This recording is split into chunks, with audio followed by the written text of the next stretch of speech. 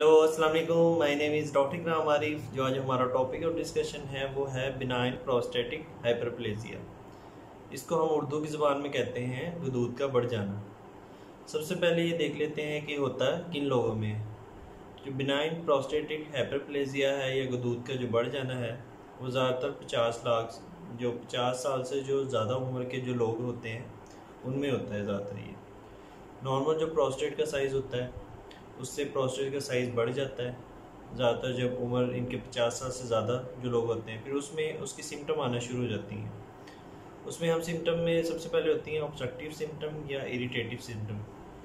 उसमें patient complain करता है कि बार बार मुझे पेशाब आ रहा है या बार बार पेशाब के लिए उठना पड़ता है। दूसरी कंप्लेन करता है कि पेशाब की धार सही नहीं बन रही।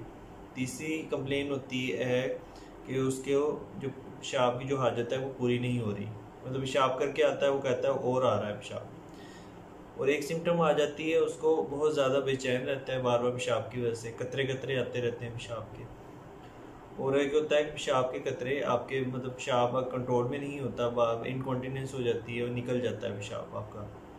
तो ये सारे उसके प्रोस्टेट के बढ़ने की अलामत है। और इसमें जो होता है प्रोस्टेट जब बढ़ जाता है तो हम कौन सी इन्वेस्टिगेशन करवा सकते हैं। उसमें होता है कि पेशाब से पहले का वॉल्यूम मतलब उसकी मकदार काउंट कर लें और पेशाब के बाद वाली मकदार काउंट कर लें। उसको pre and post residual volume कहते हैं। और प्रोस्टेट स्पेसिफिक एंटीजन होती है उसका उसका लेवल करवाएं ताकि जो गदूद का जो कैंसर है उससे भी उसका डिफ्रेंशिएट किया जा सके। अगर PSA लेवल बहुत ज़्यादा बढ़ा है तो हम कह सकते हैं मरीज़ को, अगर मरीज़ का वज़न भी कम हो रहा है तो गदूद का कैंसर भी हो सकता है। ज़्यादातर बूढ़े लोगों में ये भी हो जाता है। और एक होता है कि टेस्ट आप कंप्लीट यूरिन एग्जामिनेशन करवाएं। सबसे पहले पेशेंट आता है डॉक्टर के पास, या तो वो उसका डिजिटल रेक्टल एग्जामिनेशन करता है, उससे गदूद को मतलब मैनुअल तौर पर बगैर टेस्ट के उसको मुआयना करता है कि गदूद बड़ा हुआ या नहीं है। दूसरा वो अल्ट्रासाउंड करवाते हैं और फिर PSA टेस्ट करवाया जाता है, उसका लेवल करवाया जाता है और कंप्लीट यूरिन एग्जामिनेशन करवाया जाता है ताकि कोई पेशाब का इन्फेक्शन तो नहीं है उसमें। फिर इसकी हम आ जाते हैं सबसे पहले ट्रीटमेंट के अंदर। सबसे पहले हो जाती है कि ट्रीटमेंट होती है, मेडिकल ट्रीटमेंट होती है और आपके पास सर्जिकल ट्रीटमेंट होती है। मेडिकल ट्रीटमेंट ज़्यादातर ये होता है कि मेडिकल ट्रीटमेंट से आपका तकरीबन 3 से 6 महीने के अंदर ये आपकी जो इलामत हैं वो बहुत हद तक कम हो जाती हैं। मेडिकल ट्रीटमेंट में सबसे पहले हम देते हैं अल्फ़ा ब्लॉकर देते हैं।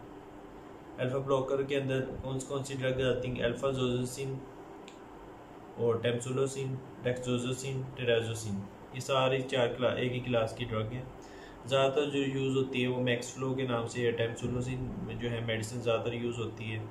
वो हम रात के टाइम देते हैं क्योंकि ये जो मेडिसिन है ब्लड प्रेशर कम करती हैं, तो ये आपको रात के टाइम ही देनी चाहिए। अगर आपको दिन में देंगे तो मरीज़ बेहोश भी हो सकता है।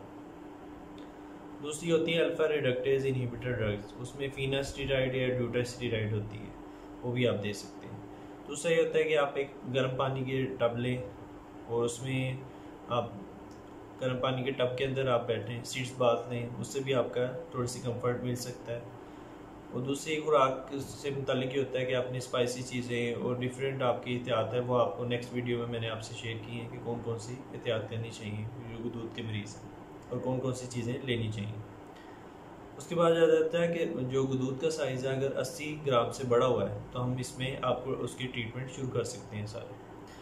अगर बहुत ज़्यादा ऑब्स्ट्रक्टिव सिम्टम आ रही है, पेशेंट पेन की कंप्लेन कर रहा है, बिल्कुल बार बार पेशाब बंद हो रहा है, तो आप यूरोलॉजिस्ट के पास जाके उनकी ओपिनियन भी ले सकते हैं। उसमें वो एक ओपन आपकी वो टेक्निक होती है कि ऊपर से चीरा दे के आपका दूध का ऑपरेशन करते हैं। एक आजकल एडवांस आ गई है, लेज़र के ज़रिए ब्लेड के ज़रिए आपके जो प्रोस्टेट है उसके टुकड़े करते हैं, वो निकालते हैं पेशाब वाली जगह से, उसको हम टर्प कहते हैं। ये भी आजकल प्रोसीजर यूज़ हो रहा है। तो ये सारी आपसे इंफॉर्मेशन शेयर करने का मकसद ये था कि आपको जो दूध है उसकी इलामत का पता चल सके, उसकी टेस्ट कौन से करवाए जाते हैं और उसकी ट्रीटमेंट क्या क्या है। अगर वीडियो को ज़रूर लाइक कीजिएगा, शेयर कीजिएगा और चैनल को ज़रूर सब्सक्राइब कीजिएगा। थैंक यू, अल्लाह हाफिज़।